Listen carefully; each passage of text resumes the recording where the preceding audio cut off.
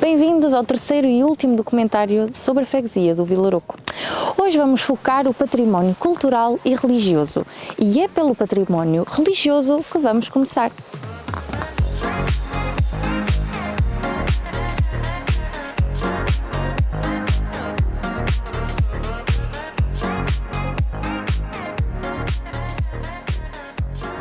É aqui no Adro que se situa uma das mais belas igrejas deste concelho, devido à sua riqueza artística e cultural. Possui um altar-mor decorado com talha dourada, uma capela dedicada a Santa Teresa, que outrora foi dedicada à Senhora do Desterro, onde contempla em seu altar vários painéis em talha, representando cenas da vida de Cristo em alto relevo. Não podemos esquecer a imponente pia batismal, onde estou certa que muitos de vós foram ali batizados. Também a nossa torre sineira, que nos traz muitas lembranças e que ainda é hoje tocada pela mão da Senhora Cremilde quando assim é necessário. Não podemos esquecer que o padroeiro do Vilaroco é São Bartolomeu, celebrado no dia 24 de agosto. Então, de seguida, vamos falar com a Senhora Bertinha, que nos vai contar um pouco das histórias que ela viveu e vive a cuidar deste património. Em que ano começou a prestar serviços para a Igreja do Vilaroco? Em 78. E antes de 78, lembra-se de alguma obra de requalificação no edifício da Igreja? Da talha dourada, como é que era? Se era como estava agora, se não... Pode-me dizer? Pois, como está agora não, porque agora foi restaurada, pois, agora está lindíssima, lindíssima mesmo. Mas antes não. Sabia, e toda a gente dizia quando vinha à nossa igreja, gente de fora e gente que sabia, não era qualquer pessoa, gente que sabia apreciar, não é? Uhum. Que era uma igreja muito rica, que tínhamos aqui uma talha muito rica, que era pena estar assim, estragada. Estava estragada antes da sua vida? Sim. Estava estragada por aqueles anos todos, tantos anos. Mas tinha teto? Estava coberta? Sim, estava. Não. Estava assim para cá. Portanto, a talha estava no mesmo sítio que está hoje. Sim. Negra, muito negra. Pois, agora não, agora já está linda. Negra. E então, como é que eu ia dizer?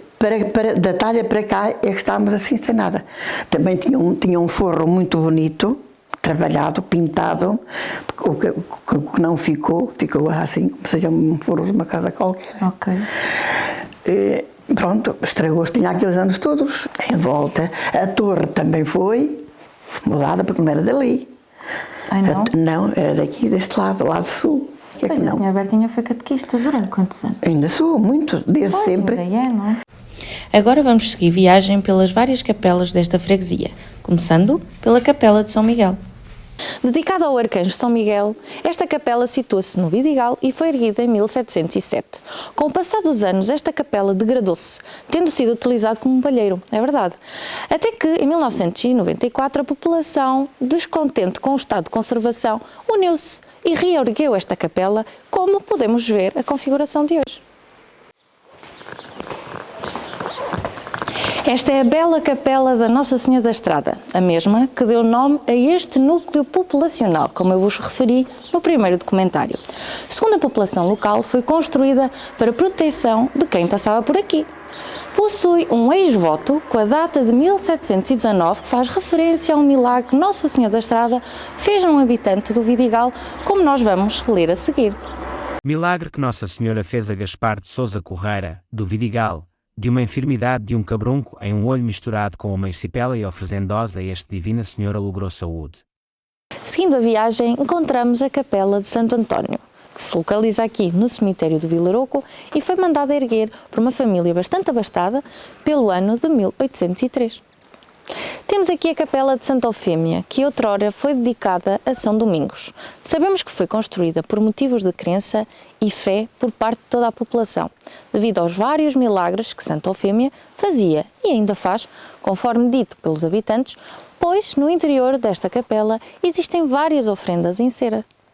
E por último, a Capela de Santa Bárbara, que existe, segundo sabemos, desde 1839. Segundo a tradição, quando as pessoas passavam neste local, em direção a São João da Pesqueira, pela altura da festa da Senhora do Monte, deixavam várias esmolas como agradecimento pela proteção que a mesma lhes dava, Pois, como toda a gente sabe, Santa Bárbara está associada como sendo a senhora que nos livra das trevoadas, de forma a que não afete as culturas agrícolas. De referir que também existiram mais capelas nesta freguesia. Umas já desapareceram e outras são de particulares. É de referir o Cruzeiro dos Aflitos ou a Senhora da Aflição, onde a população, por norma, tem por tradição parar por razões de fé. Mas antes de ser cruzeiro, existiu uma capela dedicada ao Espírito Santo, por volta mais ou menos do ano de 1830, que foi mandada destruir pelo Bispo de Lamego, construindo depois um cruzeiro. Contudo, muito recentemente, o cruzeiro foi danificado, tendo sofrido algumas obras, obtendo a configuração que vemos aqui hoje. O património cultural também é muito marcante nesta freguesia. Sobre este tema, venha comigo conhecer os solares e as casas nobres. Bem junto à igreja paroquial, encontramos este imponente solar com o seu brasão de armas de pertença da família Corte Real. Mas quem melhor do que o proprietário para nos mostrar um pouco desta história? Esta casa, portanto, já é do século XVIII, não é? Atribui-se a construção ao meu trisavô, Coronel António Cardoso Corte Real e Serpa, também era conhecido como António Cardoso de Serpa Corte Real, atribui-se a construção a ele. Portanto, ele foi comandante da Praça de Trancoso, era miguelista, era comandante das milícias de Trancoso, apoiou o rei Dom Miguel. O estilo é barroco, portanto, o estilo da obra é barroco. O brasão tenho que recorrer aqui, porque é um brasão muito completo. O escudo esquartelado apresenta no primeiro leão, se repararam, contra Castelo de Serpas Corte Real. No segundo, leões contra a haste em V, os cardosos. Também somos cardosos. No terceiro, leões contra a haste em V, árvore com raiz à vista. E no quarto, os lobos, que são outras famílias com quem nós aparentávamos. Os ornatos da cercadura incluem cruz de pontas reviradas, canhões, tambores, espadas e flanqueiam o portal meia colunas escavadas. A pedra de armas é rematada por uma coroa de conde. Nós na família tínhamos condes e duques, tínhamos diversos. A coroa é de conde. Agora falemos da Quinta da Tranqueira, ou melhor, do palacete que vimos inserida nesta paisagem. É uma casa imponente, situada entre a freguesia do Vilaroco e do Valdevila, rodeada por vinhas e vinhedos, como vocês podem ver. Foi erguida pelo Dr. Francisco de Sousa Costa Lobo, que chegou a ser par do rei no reinado de Dom Carlos. Francisco casou pela segunda vez com uma senhora muito linda francesa de seu nome, Madame Henriquette Josephine Renard Costa Lobo, que fez desta casa uma novidade arquitetónica inspirada, evidentemente, na Escola de Arquitetura Francesa. Bem no centro do Vilaroco encontramos este solar, intitulado de Solados Braga, com o seu brasão imponente, que pertenceu a Dona Cláudia Braga, senhora distinta, casada com o general da divisão miguelista na Guerra Civil Portuguesa, de seu nome, João Gouveia Osório. Neste momento, este solar encontra-se em mau estado de conservação. Para além dos edifícios, as fontes e os tanques também dão vida à freguesia de Vilaroco. Sigam comigo este roteiro. Estamos perante a Fonte das Fontainhas, situada no fundo da povoação de Vilaroco e será talvez a fonte mais antiga desta freguesia, construída em granito e em xisto. Não sabemos realmente a data da sua fundação, mas podemos ver ainda uma pedra em granito onde se encontra gravado um escudo com as 5 quinas de Portugal. As águas que vinham da Fonte das Fontainhas corriam para este tanque que tinha como função armazenar água para as regas, sendo assim, os agricultores, para que não existisse nenhuma desavença entre eles, os seus nomes eram gravados na pedra de xisto. Ainda podemos ver alguns nomes, horas e os dias de semana em que cada agricultor poderia utilizar a água para regar a sua horta. Esta é a Fonte das Bicas. Passado de geração em geração, ainda vemos nos nossos dias mulheres a virem aqui lavar as suas roupas. Possui uma inscrição com o nome de João Crisóstomo de Carvalho e Matos, que era assim habitante de Vilaroco, com a data de 1876 e 1877, talvez a data da sua construção. Mais acima da Fonte das Bicas, e como o próprio nome indica, encontramos-nos a Fonte do Cima do Povo. Não sabemos ao certo quando foi erguida, pois a sua localização primária não era aqui. Encontrava-se situada um pouco mais acima, nesta parede aqui em frente.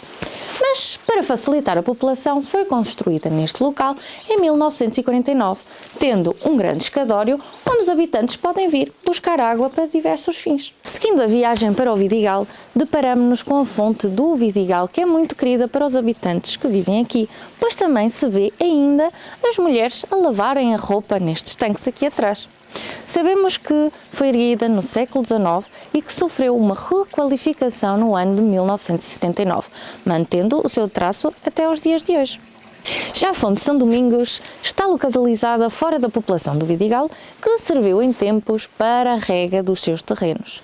Antes de sofrer obras de requalificação no ano 2000, esta fonte era um simples fontanário com um tanque, mas com a vontade de recriar a construção antiga, foi restaurada, sendo agora uma construção em granito com um nicho onde podemos encontrar a imagem de São Domingos como foi em tempos passados. Por fim, encontramos-nos na fonte da máquina, que se localiza no lugar da máquina e é de propriedade privada. Embora não sejam permitidas visitas sem autorização, merece a nossa atenção, pois a sua configuração desperta grande curiosidade, pois assemelha-se a uma caverna com um escadório em xisto e 5 portas com ligação ao centro do poço. Curiosa, não é? Chegamos assim ao fim desta nossa viagem pela freguesia do Vilarouco, que se dividiu em 3 partes. Para recordar, na primeira parte falámos da história dos romanos até à atualidade, na segunda parte abordámos as memórias, as tradições e profissões, como também as rezas, que foram passando de geração em geração, e hoje, por último, destacámos o património cultural e religioso. Esperemos que tenham aprendido e descoberto um pouco mais da história desta freguesia do Vilarouco. Foi uma viagem cheia de história e de memória. Muito obrigado e até breve.